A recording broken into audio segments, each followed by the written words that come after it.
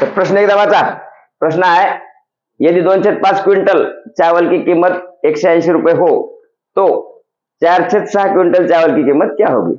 म्हणजे प्रश्न मस्के प्रश्नामध्ये होते कसं, पहिल्यांदा ही बघितल्या घाबरते माणूस. म्हणजे छेद मुले आपल्याला म्हणजे थोडंसं टेन्शन येते की नाही.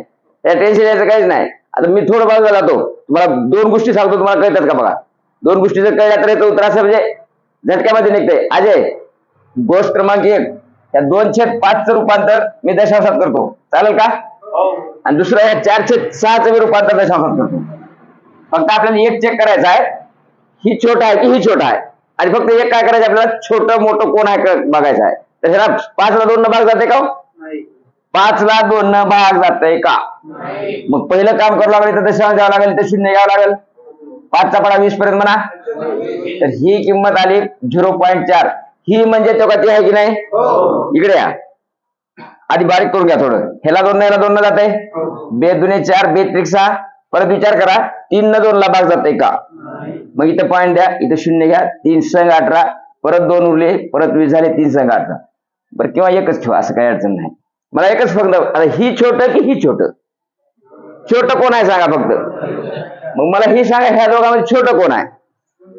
वरचं छोटं की खालचं छोटं. एवढ्याबद्दल काही शंका आहे का. मी आता ही राहू द्या. आता मी बोलायचं तुम्हाला कळते का बघा. 1/2 भागिले 5/3 ही भागाकार करायची. तुम्हाला काय करायचे, भागाकार करताना तुम्हाला ध्यानात आहे का काही. अपूर्णांक किती येतं.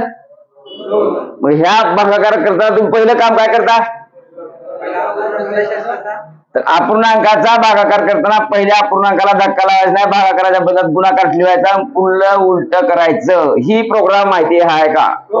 ही 2 प्रोग्राम जर तुम्हाला कळले असले तर ह्याचं उत्तर असं 10 सेकंदामध्ये निघते, 11 सेकंद लागतच नाही. ही 2 गोष्टी कळल्या का सांगा फक्त. बरं, ही आणखीन एक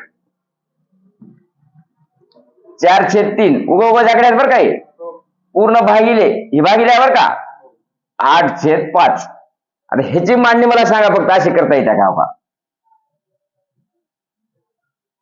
ही म्हणजे ही आहे का, आहे की नाही. या प्रश्नाकडे आपल्या आणि ही क्लिअर झालं का. ही छोटं का मोठं, छोटं कोण आहे कळलं का. ह्याच्यात छोटं मोठं कोण आहे सांगा. वरचं छोटं आहे की नाही, ध्यान राहू द्या. आता मांडणी करतो आत्मतीमध्ये आपली. एका बाजूला मी लिहितो चावल किंवा क्विंटल लिहा, आणि एका बाजूला लिहा त्याची किंमत. आकडे टाकून द्या आपले. पहिल्यांदा क्विंटल किती आहे, 2/5. ह्याच्यासाठी किंमत किती द्यावी लागली, 180 रुपये. नंतर चावल किती घ्यायचे, 4/6.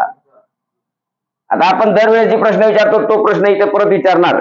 ह्या ठिकाणी येणारा आकडा ह्या आकड्यापेक्षा छोटा आहे की मोठा, ही चेक करायची आहे का. तर ही छोटं की ही छोटं, ही सांगा. आता आपण आताच बघितलं होतं ही छोटा आहे, म्हणजे कमी तांदूळ 180 रुपये लागतात, आपला तांदूळ जास्त घ्यायचे की नाही. आता म्हणजे येणारा आकडा ह्या आकड्यापेक्षा छोटा की मोठा, म्हणजे ही आपलं उत्तर असूच शकत नाही.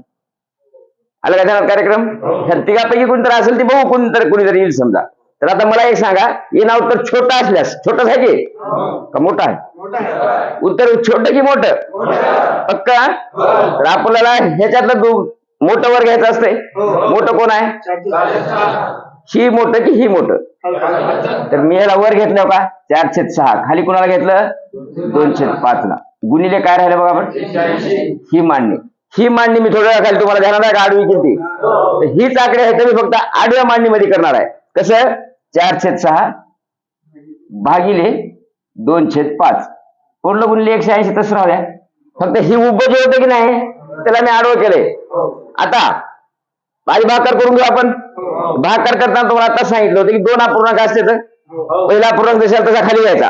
घेऊ कोण, भागिलेच्या बदल्यात 2/5 काय करू आता, 5/2 गुणिले. बस आता कोण कुणा संग करते बघा. 6 संग 180 करते, 2 सोबत 4 करते, 2 1 2 2 दुने 4, 6 1 6, 6 3 18, 0 दशाल तसे राहिले. आता खाली 1 1 राहिले, म्हणजे 1 ला किंमत आहे. आकडे राहिले घ्या ना मग. 2 गुणिले 5 गुणिले 30, 2 पंचे गुणिले 30, 0 0 दशाल तसे 3 1 पर्याय आहे का कुठं. म्हणून आपलं उत्तर आहे